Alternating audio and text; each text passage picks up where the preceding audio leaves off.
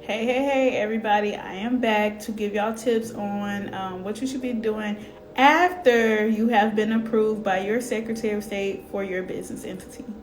So now that your business entity has been approved by the Secretary of State, you want to go ahead and finalize your website if you had begun working on it, or you want to go ahead and create your website.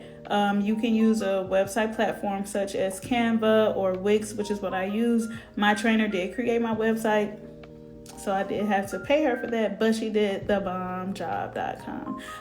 Or you can go to Fiverr, which is Fiverr, and you can find someone there to create your website for you. If you don't want a website, you at minimum need a landing page, which will display the basic information for your business. You also want to go ahead and create or finalize your logo as well. Again, now that your business name has been approved by the Secretary of State, go ahead and get you a logo. The important thing with creating your logo and your website or whatever is specific to your business, you want to make sure that you do have ownership of this information or the documents or whatever it is that they are creating for you.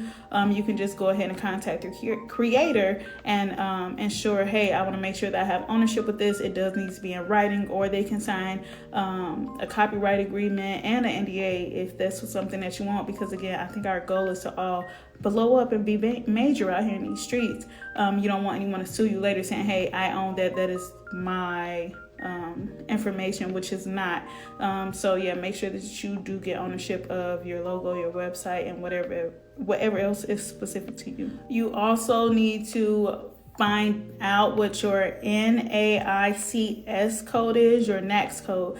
This is your primary revenue generating industry. So if you're a medical professional, if you're a doctor, or ultrasound tech, again, a lash tech, an esthetician, you're a mobile phlebotomist, you're a lab owner like myself, whatever it is that you are, you want to go ahead and find out what your NAICS code is, because banks and different industries will require your NAICS code, and you need to provide that to them. And then they may also ask your SICS code, which is your sixth code, your secondary code to your industry.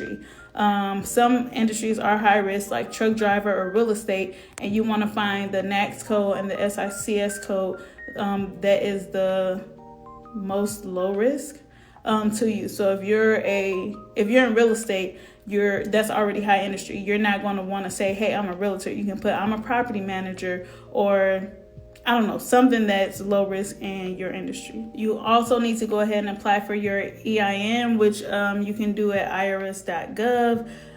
This is free. This is one of the things that's free when, doing this whole business structuring thing. Don't pay nobody to do it, y'all. It's not hard at all. It's more simple than most people think, and it doesn't take long. So go ahead and apply for your EIN, which is basically your social security number for your business. You're then going to go to Duns & Bradstreet, and their website is DNB. That's D like Delta, N like November, B like Bravo.com. Yeah, DNB.com, and apply for your DNB number. And this basically is where your credit score is housed for your business. So it keeps your business credit score. You can see everything there. So go ahead and apply for that. Again, that is free. Do not pay anyone to do it, because we're trying to save all our coins. It doesn't take long to apply. This also does take a few days or weeks to get back, so you want to hop on this ASAP. You then want to go ahead and open you a business bank account. It is best to do this with Black-owned banks, because apparently they have the most funding to give to small businesses. So if you can, go ahead and apply for a Black-owned bank account. And then if that is not possible for you, try local banks near you, or credit unions. Avoid major banks at all costs for now. So don't go to Chase, don't go to Wells Fargo, don't go to Bank of America or anything like that. Avoid those banks for now, and do Black-owned banks, local banks, or credit unions. As far as the business bank accounts go, you do want 3 to 4 accounts. You want one account for your revenue that you're receiving. You want another account for expenses. So all of your expenses for the business, you're going to pay out of this account. You want another account for savings. So the revenue that is coming in, you want to put maybe 10% aside. Just depends on what your state requires. but somewhere about 10% savings up. So when tax time comes, you have that squared away, and then you want your own separate savings account for whatever you can save into, that particular account. So 3 to 4 accounts once you get your business bank figured out. Also, you want to go ahead and apply for a Google Business Profile. It was formerly known as Google My Business, but they have switched it to Google Business Profile. Now, this also takes some time. It does not happen like you apply and it immediately comes back to you.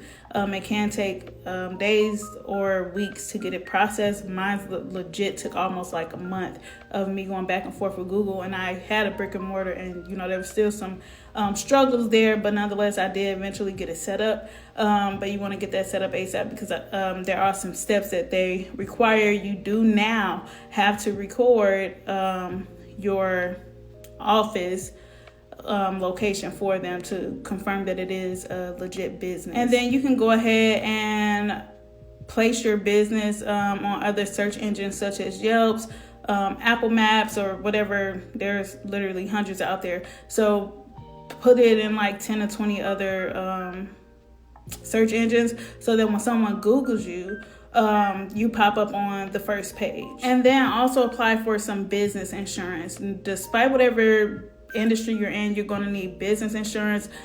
Get you some general liability, errors and omissions insurance, a BOP policy or something, because this is a business. Things happen. It's like not a if but when. You want to make sure that you're covered so no one can come after you personally. So go ahead and secure you some business insurance. And let me tell y'all a secret.